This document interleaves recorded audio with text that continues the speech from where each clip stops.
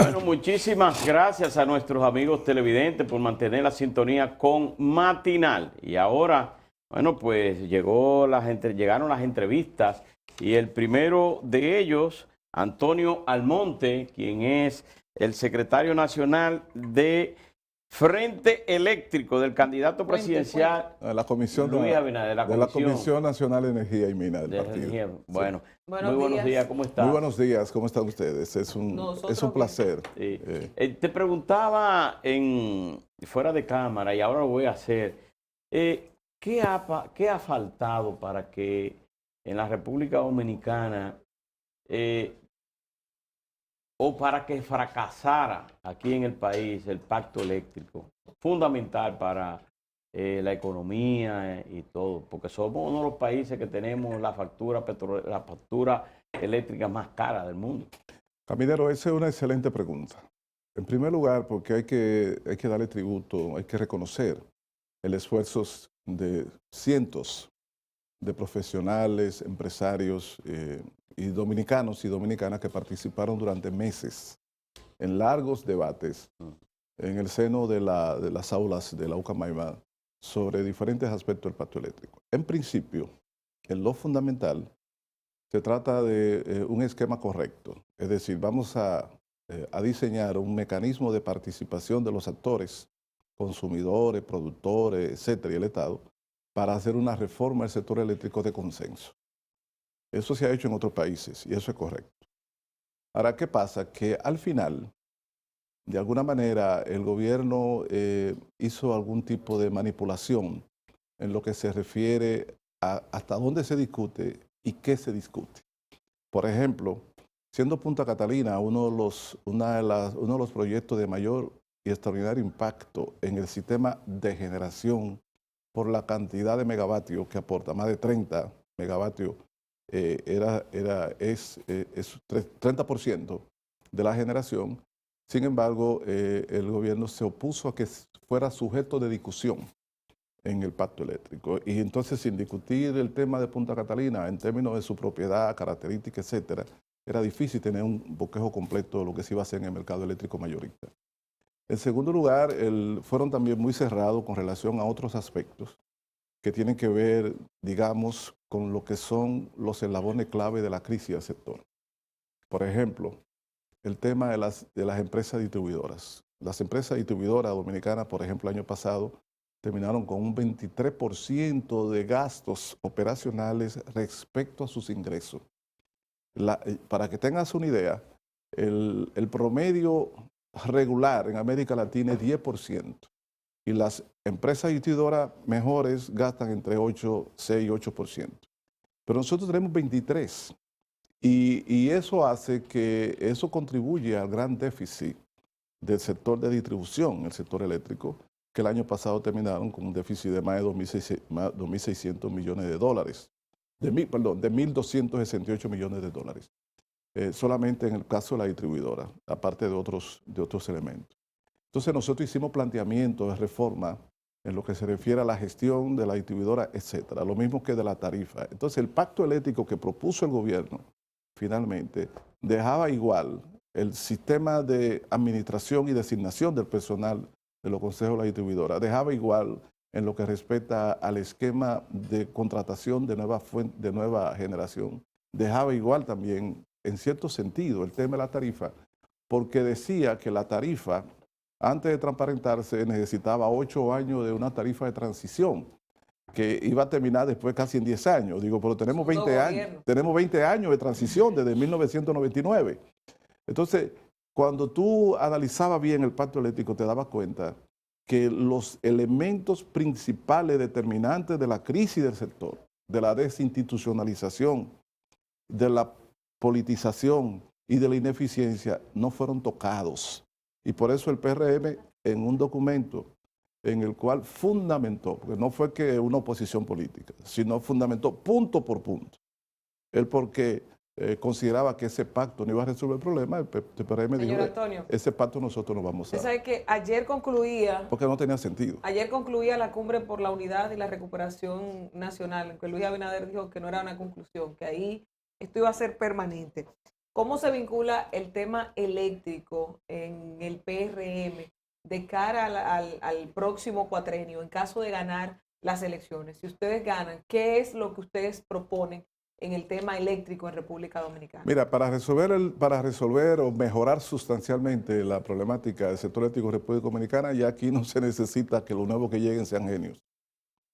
Porque difícilmente haya un sector en el país más diagnosticado que el sector eléctrico.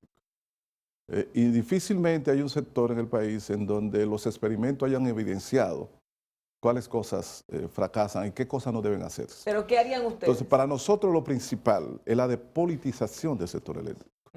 Sí.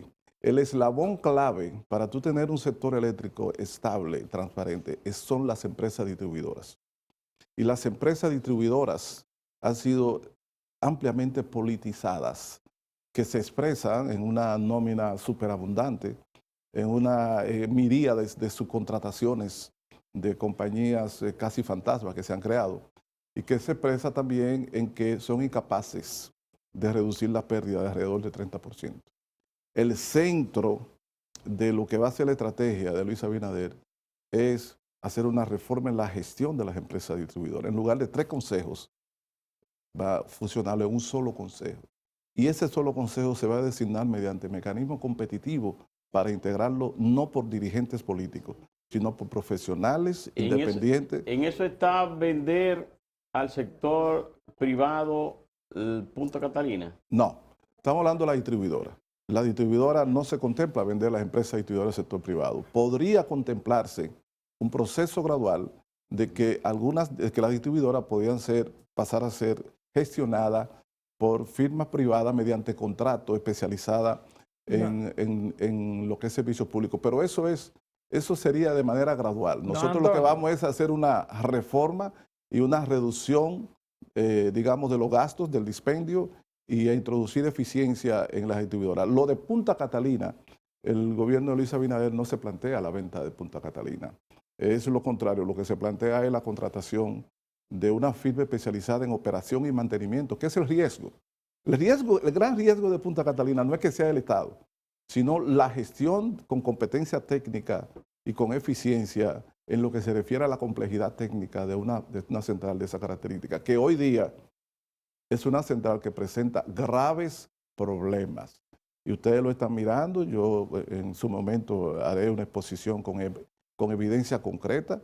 Es la planta número 1, es una planta que ha presentado numerosas fallas, salidas intempestivas de funcionamiento precisamente por fallas significativas en la caldera, en el turbogenerador, en el sistema de control de calidad de las emisiones, AQSC, e incluso el sistema de manejo de carbón y de la ceniza es extraordinariamente deficiente. Hay imágenes donde usted ve áreas internas de la planta repletas de cal dispersa sobre los equipos y hay imágenes donde se están amontonando toneladas y toneladas de cenizas contaminantes en las márgenes del mar, Don Antonio, cerca de Punta Catalina. Y esa no es una gestión correcta bajo ningún concepto. acláreme esa parte que usted le respondió a Caminero ahora, porque en primer lugar, este es un país que lleva un empuje, llevaba un empuje económico hasta que llegó la pandemia del coronavirus y la demanda de la población de energía eléctrica para cualquier país que quiera desarrollarse cada día va a crecer más. Entonces, ustedes, lo que le preguntó Loreni, ¿ustedes van a construir alguna planta? ¿Usted no piensa construir ninguna planta adicional? Cuando usted habla de que no van a privatizar las EDES, sino que van a dejar o van a participar la gestión del sector privado en las EDES, ¿eso no significa en parte una privatización? Bueno, vamos a ver. Lo importante para cualquier sociedad y para nosotros... Lo digo, ingeniero, porque si usted me dice la despolitización, es que no hay es difícil que un gobierno no entre político en una distribuidora de energía o en cualquier institución del gobierno que no necesariamente meta gente política. No, pero fíjate, dos cosas. Sí. En primer lugar, que gente política, que políticos participen o sean parte de trabajen en una empresa, eso no tiene ningún problema. En Codetel, eso en Claro, en cualquier empresa privada, en banco privado, en industria privada, muchos de los empleados y gerentes son políticos. En el Banco Popular, en el Banco de Desarrollo, en cualquier banco, aquí mismo en Telemicro. Es decir, que una persona sea empleado de una institución y a la vez él sea político es una cosa. La otra cosa es que esa institución opere en función de intereses políticos. Opere en función de las directrices, de los intereses clientelistas, de campaña electoral, posiciones electoreras de un partido político o de un líder. De manera que nosotros no nos planteamos que políticos, sea del PRM o del PLD o del Partido Reformista o de la izquierda, puedan trabajar en instituciones del Estado. Lo que nos planteamos es que esas instituciones no tengan servicio de intereses políticos, de campaña política y del clientelismo político. Son dos cosas diferentes. Entonces, cuando decimos que las empresas distribuidoras vamos a hacer una reforma de ellas, es para darle carácter de empresa, en el sentido de que tome muy en cuenta la eficiencia y el cumplimiento de su función que el ciudadano quiere. El ciudadano lo que quiere es energía eléctrica eficiente, con los mínimos apagones posibles, tarifas que puedan ser pagadas y que sean a racionalidad, y que no haya dispendio ni mal uso de los recursos de la distribuidora. Y para eso hay que introducir un tipo de gestión que se parezca precisamente a lo que ella es, una empresa. Ahora, eso no significa que la vamos a vender al sector privado.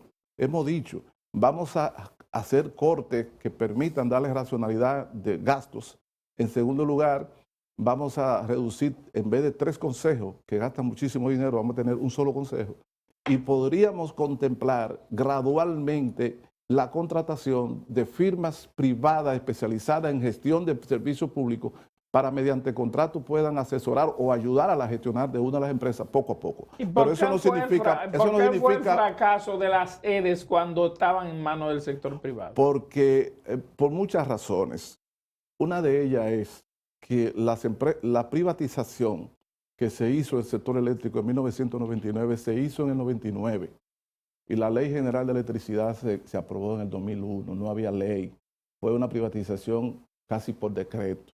En segundo lugar, se hizo la privatización, se le entregaron las empresas distribuidoras en un momento en donde la mayoría de la producción de electricidad era con plantas eléctricas basadas en combustible muy caro, que tenían unos precios de producción que cuando vendían a las distribuidoras, estas no podían traspasarle prácticamente al consumidor. Es decir, fue una privatización absolutamente improvisada desde el punto de vista de lo que eso significa. Con punto a lo que tú preguntas, escúchame, sí, de que vamos a construir más plantas. El Estado no tiene que construir plantas eléctricas. Ese no es el objetivo del Estado, construir plantas eléctricas, como no tiene que construir una institución de telecomunicaciones ni tal cosa. El Estado lo que tiene es que crear las condiciones para que el sector privado invierta en plantas eléctricas y el Estado las regula, obliga a que cumplan la ley, que vendan a precio debido y que la construcción de la planta no afecte el medio ambiente. Es el papel del Estado, la regulación.